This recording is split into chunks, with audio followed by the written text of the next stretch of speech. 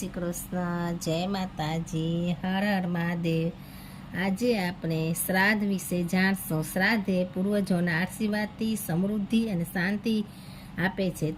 18 September 2024 બુધવારથી શ્રાદ્ધનો આરંભ થાય છે। તો શ્રાદ્ધ વિશે માહિતી જાણીએ।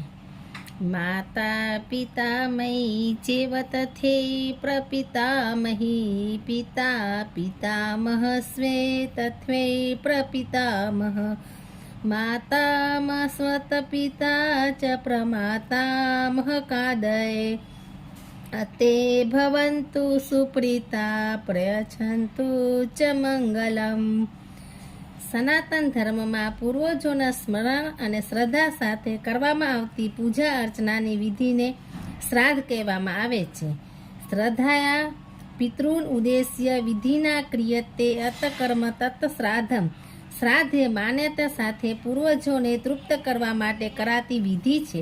માત્ર તેમના આત્માની શાંતિ માટે જ નહીં, પણ પોતાના જીવનમાં સમૃદ્ધિ અને શાંતિ માટે પણ આ વિધિ મહત્વપૂર્ણ છે।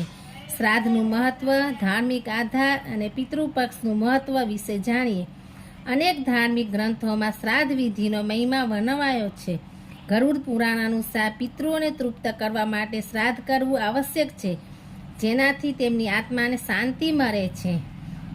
હેમાદ્રિમા કુર્મ પુરાણના વચન પ્રમાણે યોદનેન વિધિના શ્રાદ્ધ કુર્યાદ વૈ શાંત માનસ વ્યપેત કલ્પસો નિત્યયાતિ નાર્વતે તપનઃ। જે શાંત મન થઈને વિધિપૂર્વક શ્રાદ્ધ કરે છે તે સંપૂર્ણ પાપોથી મુક્ત થઈ જાય છે અને જન્મ મરણના ચક્રમાંથી છૂટી જાય છે। વિષ્ણુ પુરાણમાં કહેવામાં આવ્યું છે કે જે વ્યક્તિ પદ્ધતિસર શ્રાદ્ધ વિધિ કરે છે તે પિતૃઓના આશીર્વાદ મેળવી જીવનમાં સુખ અને સમૃદ્ધિને પ્રાપ્ત કરે છે। શ્રાદ્ધ અને પિતૃ શ્રાદ્ધ।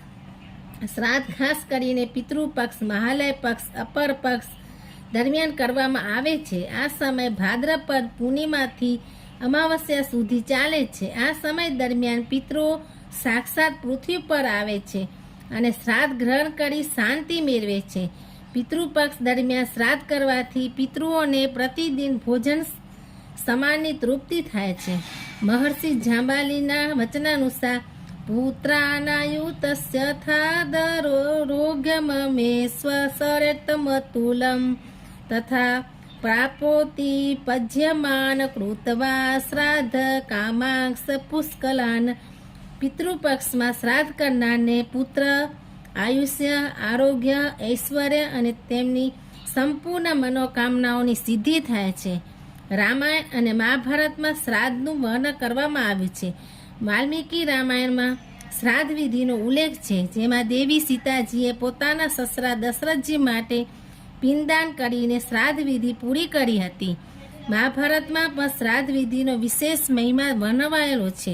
યુધિષ્ઠિરે પોતાના પિતૃઓ માટે શ્રાદ્ધ વિધિ કરવાનું પોતાનું ધાર્મિક અને નૈતિક કર્તવ્ય ગણ્યું હતું। તેમજ ભીષ્મ પિતામહે પણ શ્રાદ્ધને પવિત્ર અને આવશ્યક ધાર્મિક કર્તવ્ય ગણાવીને તેના મહત્વ પર ભાર મૂક્યો હતો। શ્રાદ્ધ વિધિ, તેના તત્વો અને ન કરવાથી શું દોષ લાગે છે તે જાણીએ। શ્રાદ્ધની વિધિ 3 મુખ્ય તત્વો પર આધારિત છે: પિંડદાન, તર્પણ અને ભોજનદાન।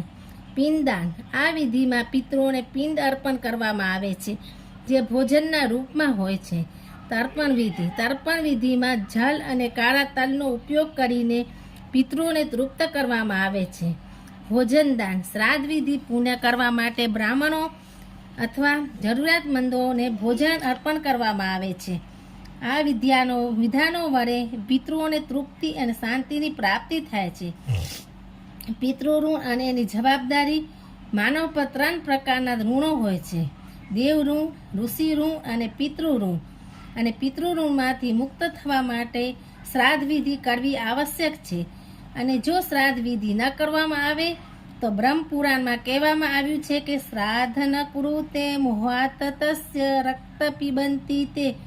જે મોહવશ શ્રાદ્ધ વિધિ નથી કરતા તેના પિતૃઓ તેનું રક્ત પીવે છે અને શ્રાદ્ધ ન કરનારાઓને પિતૃઓનો શ્રાપ પણ મળે છે, જેના પરિણામે સમગ્ર પરિવારને કષ્ટો સહન કરવા પડે છે।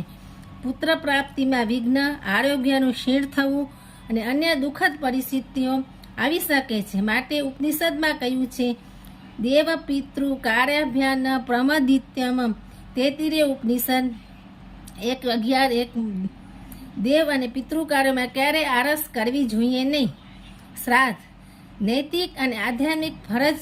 શ્રાદ્ધ વિધિ માત્ર ધાર્મિક કૃત્ય નથી, પરંતુ તે આપણા નૈતિક અને આધ્યાત્મિક જવાબદારીનો ભાગ છે. સમગ્ર પરિવાર માટે આ વિધિ પિતૃઓના આશીર્વાદ મેળવવા માટેનો એક આધ્યાત્મિક માર્ગ છે. આ વિધિથી પરિવારની સમૃદ્ધિ, શાંતિ અને કલ્યાણ સુનિશ્ચિત થાય છે. વૈજ્ઞાનિક દ્રષ્ટિકોણથી શ્રાદ્ધ વિશે જાણીએ. શ્રાદ્ધને માત્ર ધાર્મિક દ્રષ્ટિકોણથી જ નહીં, પણ વૈજ્ઞાનિક દ્રષ્ટિકોણથી પણ સમજી શકાય છે. આધુનિક મનોવિજ્ઞાન કહે છે કે પૂર્વજોની સ્મૃતિનું સન્માન કરવાથી માનસિક અને ભાવનાત્મક સંતુલન સુનિશ્ચિત થાય છે.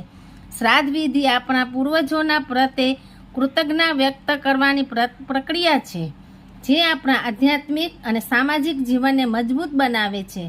આ વિધિ વ્યક્તિને પોતાની સંસ્કૃતિ સાથે સાંકળીને રાખે છે, જેનાથી તેના જીવનમાં શાંતિ અને સ્થિરતા પ્રાપ્ત થાય છે. સામાજિક દ્રષ્ટિકોણથી પણ શ્રાદ્ધ આપણા સંબંધોને મજબૂત બનાવીને સંબંધોમાં વધુ ગાઢતા લાવે છે. આજના સમયમાં શ્રાદ્ધની પ્રાસંગિકતા. આજની વ્યસ્તતા વચ્ચે શ્રાદ્ધનું મહત્વ ઘટતું જાય છે, પરંતુ તેમાં છુપાયેલી પિતૃભક્તિ અને સંસ્કૃતિનું મહત્વ યથાવત છે. શ્રાદ્ધ એ આપણા સ્વને, પરિવારને સાથે અને પરિવારને સમાજની સાથે જોડતી કડી છે. આ વિધિ આપણને સંસ્કૃતિના મૂળ સાથે જોડી રાખે છે અને જીવનમાં નમ્રતા, સેવા અને કર્તવ્યનિષ્ઠાની ભાવનાને પ્રબળ બનાવે છે. શ્રાદ્ધ દ્વારા જીવનમાં સકારાત્મક પરિવર્તન આવે છે. શ્રાદ્ધ વિધિ જીવનમાં મહત્વપૂર્ણ સકારાત્મક પરિવર્તન લાવે છે. આ વિધિથી વ્યક્તિમાં આંતરિક શાંતિ, સંતોષ અને પોતાની ફરજો પ્રત્યે વધુ જાગૃતિ આવે છે. જ્યારે પૂર્વજોને તૃપ્તિની પ્રાપ્તિ થાય છે, ત્યારે તેઓ આયુ, પ્રજા, ધન, વિદ્યા, સ્વર્ગ, મોક્ષ, સુખાતિ ચ પ્રયચ્છન્તિ તથા રાજ્ય પિતર શ્રાદ્ધ તર્પિતા. આયુ, સંતાન, સંપત્તિ, સ્વર્ગ, રાજ્ય, મોક્ષ અને અન્ય સૌભાગ્ય પ્રદાન કરે અને કીર્તિમાં વધારો કરે છે. શ્રાદ્ધ માત્ર પિતૃઓને શાંતિ આપતી વિધિ જ નથી, પણ તે જીવિત વ્યક્તિઓના જીવનમાં સુખ, શાંતિ અને સમૃદ્ધિ લાવવાની આધ્યાત્મિક માર્ગ છે. હર હર મહાદેવ. જય શ્રી કૃષ્ણ. જય શ્રી કૃષ્ણ. જય માતાજી. હર હર મહાદેવ. તમને એવી જ કથા, વાર્તાઓ, ધાર્મિક કંઈ પણ સાંભળવું હોય તો મારી ચેનલને લાઈક કરો, શેર કરો, સબસ્ક્રાઈબ કરો અને આગળ નવી નવી કંઈ કથાઓ કે સાંભળવી હોય તો કમેન્ટ કરો. હર હર મહાદેવ.